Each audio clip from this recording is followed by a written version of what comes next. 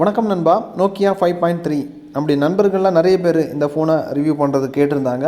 So அவங்களுக்காக இதை எடுத்து வச்சுருக்கிறேன். இந்த வீடியோவில் இதோட அன்பாக்சிங் ப்ளஸ் ரிவ்யூ அதுதான் பார்த்துக்க போகிறோம். ஸோ இந்த வீடியோக்குள்ளே போகலாம். அதுக்கு முன்னாடி இது வரைக்கும் நம்முடைய தமிழ் டெக்னிக்கல் குருஜி சேனலை நீங்கள் ஃபாலோ பண்ணாதவங்களா இருந்தீங்கன்னா ஃபாலோ பண்ணி வச்சுக்கோங்க. சப்ஸ்கிரைப் பண்ணாதவங்களா இருந்தீங்கன்னா கீழே சப்ஸ்கிரைங்கிற பட்டன் கொடுத்துருப்பாங்க, அதையும் அழுத்திக்கோங்க. கூடவே பெல் ஐக்கான் இருக்கும், அதையும் டேப் பண்ணி ஆள் கொடுக்கும்போது நான் எப்பப்போ உங்களுக்கு புதிய கண்டென்ட் கொடுக்குறேனோ உங்களுக்கு ஒன்று கூட நோட்டிஃபிகேஷனாக கிடைக்கும். நீ வாங்க இந்த வீடியோக்குள்ளே போகலாம்.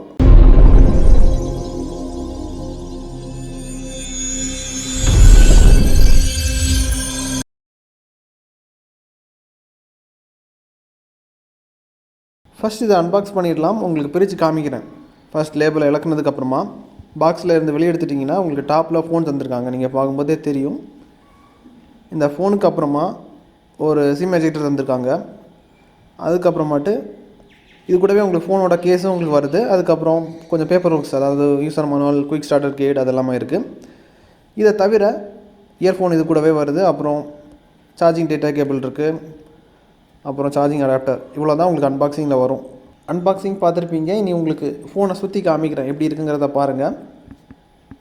அதாவது ப்ரீமியத்துக்கு பஞ்சமே கிடையாது. நோக்கியாவை பொறுத்த மட்டும் அதாவது ஹார்ட்வேர் குவாலிட்டி உங்களுக்கு நல்லாயிருக்கும். அந்த அளவுக்கு பெர்ஃபெக்டாக பண்ணியிருக்காங்க. பின் சைட்டை பாருங்கள். அதாவது எப்படி பண்ணியிருக்காங்கன்னா நோக்கியா லூமியா 1020 எப்படி பண்ணியிருக்காங்களோ அதே மாதிரி ஒரு சுற்றி ஒரு வளையம் கொடுத்துருக்காங்க. அந்த வளையத்தை சுற்றி தான் உங்களுக்கு கேமரா இருக்குது. அப்புறம் சைடு வியூ பாருங்கள். அதாவது ஃபோனு பார்க்குறதுக்கு ரொம்ப ஸ்லிம்மாக தான் இருக்குது. இப்போ மார்க்கெட்டில் வர ஃபோன் எல்லாமே இந்த அளவுக்கு ஸ்லிம் நம்ம எதிர்பார்க்க முடியாது. அதாவது ரொம்ப ஸ்லிம்மான ஃபோன் சொல்ல முடியாது. நம்ம மார்க்கெட்டில் வரக்கூடிய ஃபோனில் இது கொஞ்சம் ஸ்லிம்மாக இருக்குது. இதுக்கப்புறமாட்டு இந்த ஃபோனை பொறுத்த மட்டும் உங்களுக்கு 6.5 இன்ச்சில் டியூ ட்ராப் நாச் டிஸ்பிளே தந்திருக்காங்க. ஐபிஎஸ் எல்சிடி டிஸ்பிளே தான். அப்புறம் 4000 mAhல பேட்டரி தந்திருக்காங்க. பேட்டரி பேக்கப் தரவாக செக் பண்ணி பார்த்துட்டேன். அதாவது ஃபுல்லி சார்ஜ் பண்ணதுக்கப்புறமா 1.5 நாள் நீங்கள் ஆவரேஜாக பயன்படுத்தினீங்கன்னா 1.5 நாள் நிற்கும். ரொம்ப ரொம்ப ரொம்ப சீக்கிரமாக பயன்படுத்தினீங்கன்னா கண்டிப்பாக உங்களுக்கு 2 நாள் நிற்கிது. இதுக்கப்புறம் இந்த ஃபோனில் உங்களுக்கு ஆண்ட்ராய்ட் 10 OS லோட் பண்ணியிருக்காங்க. 11 அதாவது ஆண்ட்ராய்ட் 11 அப்டேட் தரதாக சொல்லியிருக்காங்க. கன்ஃபார்ம் பண்ணிட்டாங்க. இதுக்கப்புறம் 2 வருஷம் உங்களுக்கு கூகுளில் என்ன அப்டேட் கொடுத்தாலும் அந்த அப்டேட் இந்த ஃபோனுக்கு உங்களுக்கு கிடைக்கும். அந்த கேரண்டி அவங்க பண்ணுறாங்க. அப்புறம் இதில் ஸ்னாப்ட்ராகன் 665 ப்ராசஸர் பயன்படுத்தியிருக்காங்க. உங்களுக்கு 2 வேரியண்ட் வருது. 4GB வேரியண்ட்டும் வருது, 6GB வேரியண்ட்டும் வருது. என்னோடய சஜஷன், நீங்கள் 4GB வேரியண்ட் வாங்குறத விட 6GB வேரியண்ட் வாங்குறது பெஸ்ட்டுன்னு சொல்லிப்பேன். அதே மாதிரி பேக் சைடில் பார்த்தீங்கன்னா உங்களுக்கு 4 கேமரா தந்திருக்காங்க. ப்ரைமரி கேமரா உங்களுக்கு 13 மெகாபிக்சலில் இருக்குது, அதாவது வைட் ஆங்கிள் ஷாட் எடுக்கிறதுக்காக. அப்புறம் 5 மெகாபிக்சல் அல்ட்ரா வைடில் உங்களுக்கு வேணும்னா அந்த 5 மெகாபிக்சல் கேமரா நீங்கள் பயன்படுத்திக்கலாம். லாஸ்ட்டு உங்களுக்கு ஃபோட்டோ சாம்பிள்ஸ் காமிக்கும் போது எப்படி வந்திருக்குங்கிறத காமிக்கிறேன். அதாவது கடைசி வரைக்கும் பாருங்கள், சாம்பிள்ஸ் நிறைய வச்சுருக்கிறேன். இதுக்கப்புறமாட்டு சின்ன சின்ன ஆப்ஜெக்ட் எடுக்கிறதுக்கு மேக்ரோ லென்ஸ் உங்களுக்கு 2 மெகாபிக்சல் தந்திருக்காங்க. அதுக்கப்புறம் டெப்த்துக்காக இன்னும் ஒரு 2 மெகாபிக்சல் கேமரா தந்திருக்காங்க. அப்படியே நீங்கள் ஃப்ரெண்டு வந்துட்டிங்கன்னா உங்களுக்கு செல்ஃபி எடுக்கிறதுக்காக 8 மெகாபிக்சல் கேமரா தந்திருக்காங்க. இதுக்கு மேலே உங்களுக்கு 3.5mm ஆடியோ ஜாக் தந்திருக்காங்க. சார்ஜ் பண்ணுறதுக்கு டைப் சி போர்ட் கொடுத்துருக்காங்க. யூஎஸ்பி ஆன் த கோ இருக்குது. எல்லாத்துக்கும் மேலே இதோட யூஐயை பாருங்கள். உங்களுக்கு கூகுளோட பிக்சல் ஃபோனை பார்க்குற அந்த ஃபீல் கொடுக்குது. கிட்டத்தட்ட ரொம்ப அந்த ஸ்க்ரீனை பார்க்கும்போது கூகுள் பிக்சல் ஃபோனை யூஸ் பண்ணுற அந்த ஃபீல் நமக்கு வந்து வருது. அதே மாதிரி ஓப்பனாக சொல்ல போனால் வெயிட் ரொம்ப கம்மியாக இருக்குது. அதாவது கையில் வச்சுருக்கிறதுக்கு வெயிட் மாதிரி தெரியலை. இந்த விஷயத்தில் அவங்கள பாராட்டலாம், சூப்பராக பண்ணியிருக்காங்க. இதுக்கப்புறமாட்டு பேசிக்கான சென்சார் எல்லாமே கொடுத்துருக்காங்க. அதாவது உங்களுக்கு ஃபிங்கர் பிரிண்ட் ஸ்கேனர் இருக்குது, ஆக்சிலோமீட்டர் சென்சார் இருக்குது, ப்ராக்சிமிட்டி இருக்குது. பேசிக்கான விஷயங்கள் எல்லாமே இதில் இருக்குது. அப்புறம் ஃபிங்கர் பிரிண்ட் சென்சார் உங்களுக்கு பேக் சைடில் தந்திருக்காங்க. இது எவ்வளோ ஃபாஸ்ட்டாக உங்களுக்கு ஒர்க் ஆகுதுங்கிறத நான் காமிக்கிறேன். இப்போ பாருங்கள், ஃபோனை லாக் பண்ணுறேன். லாக் பண்ணதுக்கப்புறமா அன்லாக் பண்ணுறேன். அதாவது அன்லாக் ஆகுறதுக்கு கொஞ்சம் டிலே ஆகுது, ஆனால் ரொம்ப ஸ்லோன்னு சொல்ல முடியாது. அதாவது நார்மலாக நீங்கள் வச்ச உடனே அன்லாக் ஆகும். இது கொஞ்சம் மில்லி செகண்ட் வந்து ஸ்லோ ஆகுது, அவ்வளோதான். பெருசாக குறை சொல்கிற மாதிரி எதுவும் இல்லை. இதுக்கப்புறமாட்டு ஹார்ட்வேரை பொறுத்த மட்டும் அவங்க நல்லாவே பண்ணியிருக்காங்க.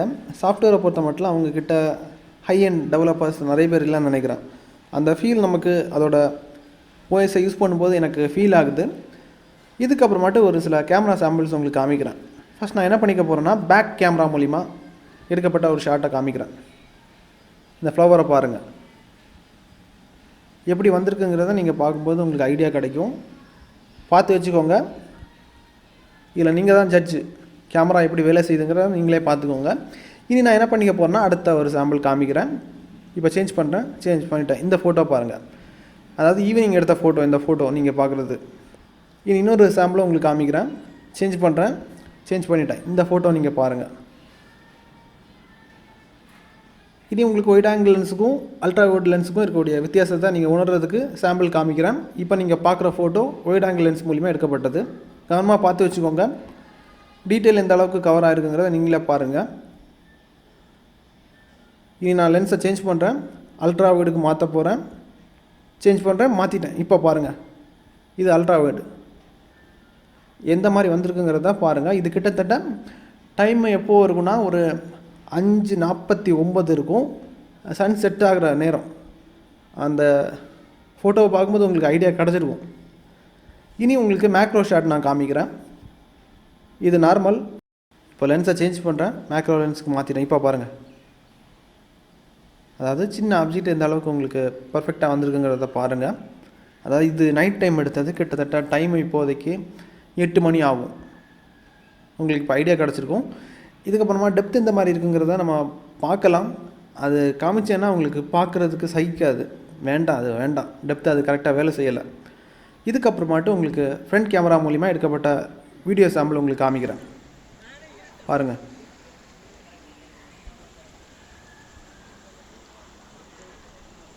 ஃப்ரண்ட் கேமரா சாம்பிள் போதும்னு நினைக்கிறேன். இனி உங்களுக்கு ஃப்ரண்ட் கேமரா மூலிமா எடுக்கப்பட்ட செல்ஃபியை காமிக்கிறேன். இந்த ஃபோட்டோ பாருங்கள். அதாவது டைம் இப்போதைக்கு 6:03 இருக்கும். அதை லாஸ்ட் எடுக்கும்போது அந்த வீடியோ எடுக்கும்போது தான் உங்களுக்கு, அதாவது பேக் கேமரா மூலிமா ஒரு வீடியோ எடுத்திருந்தேன். அப்போது 6:11 தான் ஆச்சு. இது வந்து 6:03 அந்த டைம் இருக்கும். சேஞ்ச் பண்ணுறேன், அதாவது போர்ட்ரேட் மோடுக்கு சேஞ்ச் பண்ணிட்டேன். இப்போ பாருங்கள் போர்ட்ரேட் ஷாட் எப்படி வந்திருக்குங்கிறது.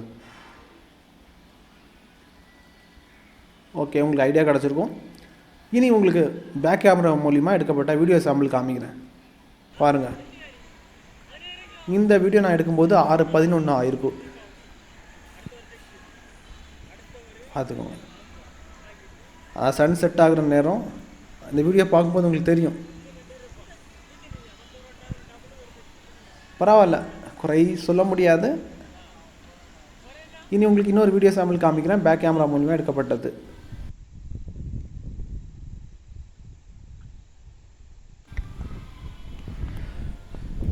இது வரைக்கும் கேமரா சாம்பிள்ஸ் பார்த்துருப்பீங்க. இவ்வளோ போதும்னு நினைக்கிறேன். இதுக்கப்புறமாட்டு கேமிங் எக்ஸ்பீரியன்ஸ் இந்த மாதிரி இருக்குங்கிறத ஷேர் பண்ணுறேன். கேமிங்கை பொறுத்த மட்டும் ஹை அண்ட் கேமை நீங்கள் எதிர்பார்க்காதீங்க. கண்டிப்பாக ஹேங் ஆகும், அது ஓப்பனாக சொல்லிடுறேன். இதுக்கப்புறமாட்டு மீடியம் டைப் கேமை நீங்கள் தாராளமாக ப்ளே பண்ணிக்கலாம். ஓரளவுக்கு தாக்கு பிடிக்கும். ஓவரலாக பார்க்கும்போது இந்த ஃபோன் யாருக்கெல்லாம் செட் ஆகும்னா, அதாவது கால் பண்ணுறவங்க, மெசேஜ் பார்க்குறவங்க, சோஷியல் மீடியா அப்ளிகேஷனை பயன்படுத்துகிறவங்க, சின்ன சின்ன லைட் வெயிட் ஆப்ரேஷன் பயன்படுத்துகிறவங்களுக்கு இந்த ஃபோன் செட் ஆகும். அதாவது டைம் பாஸுக்கு சின்ன சின்ன கேம் விளையாடுறவங்களுக்கும் இது செட் ஆகும். ஓவரலாக இப்போது வெறித்தனமாக கேம் விளையாடுறவங்களுக்கு இந்த ஃபோன் கண்டிப்பாக செட் ஆகாது. அதை முதல்ல சொல்லிடுறேன். ஸோ வாங்குறதுக்கு முன்னாடி யோசித்து வாங்கிக்கோங்க. ஓவரலாக பார்க்கும்போது ஹார்ட்வேர் உங்களுக்கு ரொம்ப ஒரு ஹை குவாலிட்டியில் தந்திருக்காங்க. சாஃப்ட்வேரை பொறுத்த மட்டும் சின்ன சின்ன இது இருக்குது. ஸோ இந்த ஃபோன் தேவைப்பட்டால் உங்களுக்கு பைலிங் கீழே கொடுத்துருக்கேன், தேவைப்படுறவங்க வாங்கிக்கோங்க.